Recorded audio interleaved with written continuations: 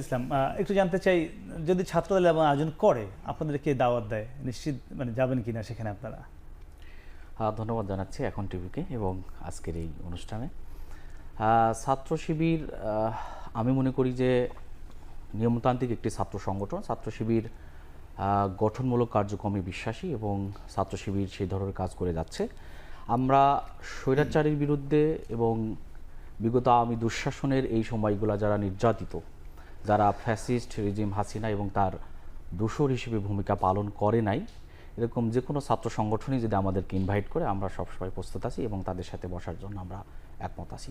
এবং যদি ছাত্র দলের সভাপতি রাকিব ভাই আছেন, সে জানেন আমাদের সাথে মোটামুটি রেগুলারই কথা হয়, চেষ্টা করি যোগাযোগ করার জন্য। পারস্পরিক দেখা হয়, তাদের অফিসে যাওয়া হয়।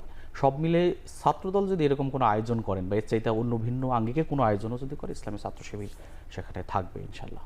আর যে এখন সংহতি চলছে, সংহতি সপ্তাহ যেটি, সেখানে আপনাদের যে কাজগুলো করবার কথা ছিল ছাত্র সংগঠন হিসেবে, বিভিন্ন কলেজে যাওয়া, বিশ্ববিদ্যালয়ে যাওয়া, সেটি কি হচ্ছে? মানে আমরা খুব বেশি দেখছি না।